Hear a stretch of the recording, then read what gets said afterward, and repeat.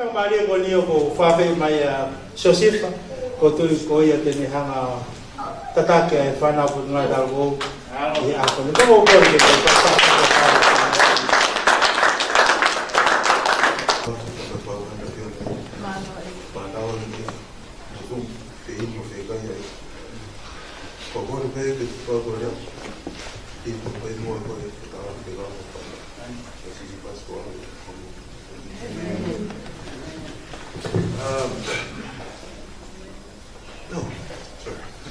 Carry on.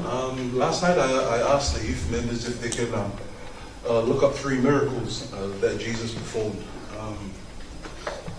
The 3 miracles involved the blind guy that was born blind at birth. The second miracle was when he calmed the storm. And the third one was resurrection. The verses that I chose, I told the youth they could choose whichever verse that they felt comfortable with. The ones that I chose was John chapter 9, verse 1 to 3. If you could all turn to that, please. John chapter 9, verse 1 to 3. Guys all got it? Sweet. I'll read it out for us. It goes, as he went along, he saw a man blind from birth. His disciples asked him, Rabbi, who sinned, this man or his parents, that he was born blind?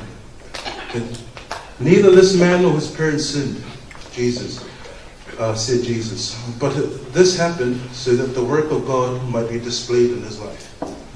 Sweet. The next verse is Mark chapter 4, verse 38 and 39.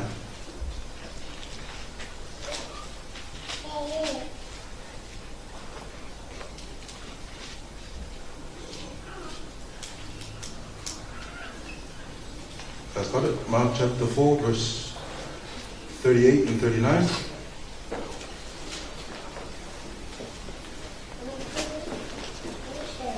Sweet. And it goes. Jesus was in the stern, sleeping on a cushion. The disciples woke him and said to him, Teacher, don't you care if we drown? He got up, rebuked the wind, and said to the waves, Quiet, be still. Then the wind died down, and it was completely calm. The third verse that I chose was Luke chapter 24, verse 2 to 7. You guys could all turn to that, please. Luke chapter 24, verse 2 to 7.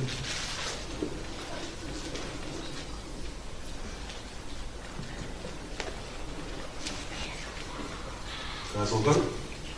Sweet. Read it out for us. It goes, they found the stone rolled away from the tomb. But when they entered, they did not find the body of the Lord Jesus. While they were wondering about this, suddenly 2 men in clothes that gleamed like lightning stood beside them. In their fright, the women bowed down with their faces to the ground. But the men said to them, Why do you look for the living among the dead? He is not here, he has risen. Remember how he told you while he was still in Galilee. In verse 7, the Son of Man must be delivered into the hands of sinful men, be crucified, and on the third day be raised again. Okay, I'll carry on. The title of the message today is called Guess What? It's called Guess What? So, I can't really do this by myself, but every time I say guess what, can you guys say what? What? What? Come try it. Hold up. Okay, sweet. Guess what? What? Guess what? What? Guess what? What? Okay. The reason why I chose the 3 verses. The first verse, John chapter 9, verse 1 to 3. It dealt with a personal issue. Dealt with human anatomy itself. Like the character that needed the help was the one receiving the help. So, the second verse kind of had to sort out a law of nature almost. And then the last one, it was a universal law, the law of death. But it's funny how in all three situations, when Jesus was around, the nature of the order of things was questioned. You guys understand what I mean? Okay, I'll go into a bit more detail in the first verse. The reason why I chose this one is because it dealt with the guy himself, like with the individual. He was going through something like nobody else was getting affected by his blindness. It was only him. And what surprised me was when Jesus was around, the natural order of things was questioned. Like, science says that being born blind is irreversible. But like when Jesus said, like, for you to receive sight, the natural order of things is questioned, right? It's like, he was supposed to be blind. I wonder how that conversation went on in the cells in his eyes.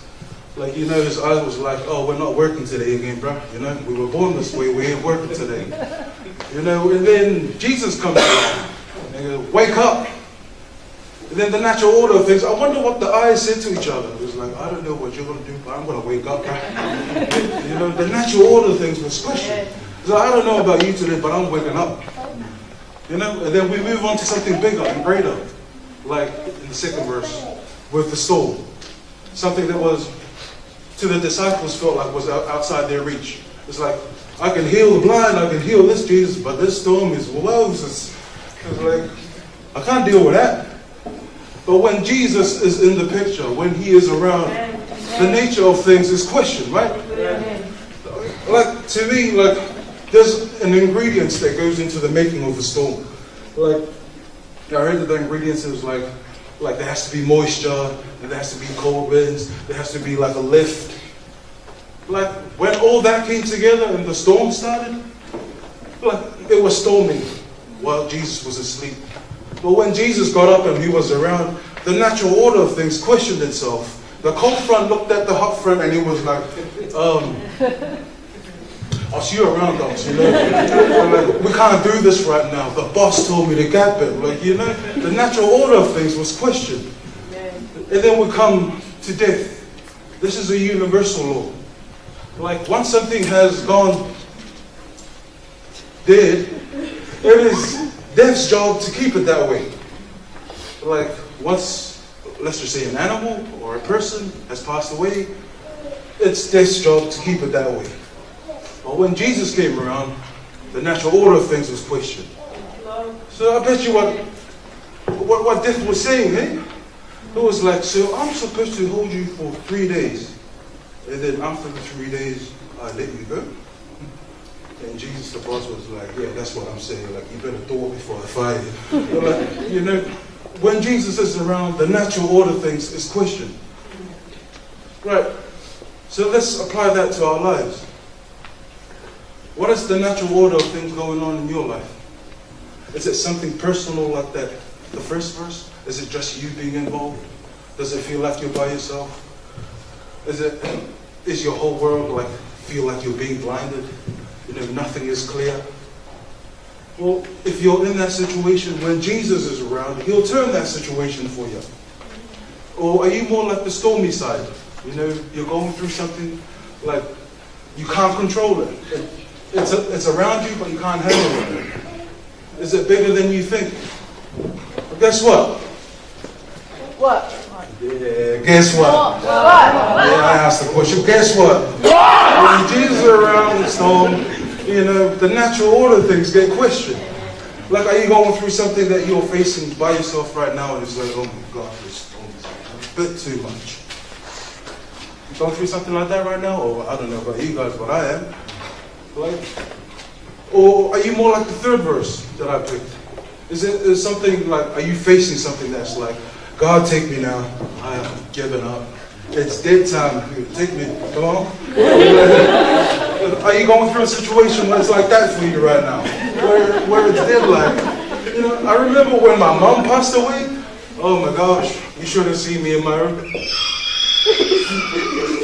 I was like, God, take me now. You took my universe, and why am I still here? Take me too. And then I'm here. That's why I'm still here. That's why he didn't take me to. How's the natural things going on in your life? Are you naturally an eat-up person? Like if you're naturally an eat-up person, if Jesus is around, then patience should be your fridge. Like, what is the nature of things with you guys? You know, are you naturally a mild person? Like, I've seen how God uses mild people in this church. Like, you know, in our family, like, if you know that you're related to me, I'm talking to you. Like, in my family, the gene of mild or shyness runs deep in our blood. And it takes a while to get us out of our shell. Like, sometimes until you're 30-something. It takes a while to get out of our shell. But you know, when Jesus is around, you could have Deki dancing on top of a seat in front of a couple of people. You know? Deki is the maddest person that I've ever met. Like, you know, oh, morning, Deki, how you doing? Good. I'm good. Deki would rather not look at me eye to eye. But like, he's my family, he's my nephew. But like, I was like, oh, Deki, how you doing? Oh, I'm good. But you know, when Jesus is around, Deki can get up on a seat, keep his character and down. How does he do that? And I'm not just talking about Deki, even Mana, even Rani. Like these kids, like, I was once like them, and I understand how Ma is in our family. But you know, when Jesus is around, you know, he can change that situation for you. Amen. You know, or maybe your situation is different now. Like, you've accepted Jesus, you've been journeying along with Jesus, but you've just gone stagnant. You've just gone stagnant. Stand still. Like, is this it, God? Like, is this the final beat? Guess what? What? Guess again. If you think that you have performed your best, guess again. If you think that you've sung your best song, guess again. If you think that you've preached your best sermon, guess again. Because when Jesus is around, the natural order of things get questioned. Amen.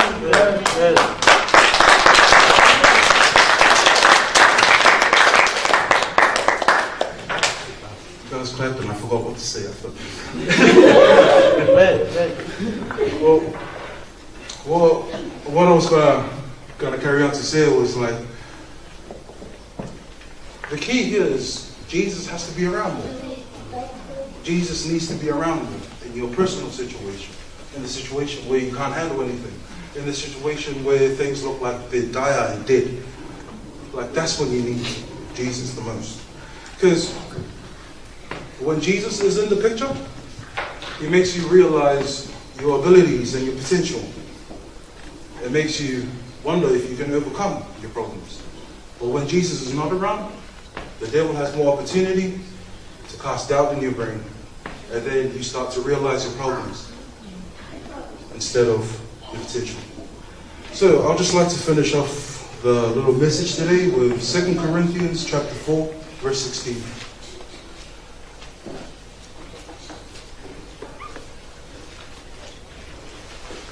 2 Corinthians chapter 4, verse 16.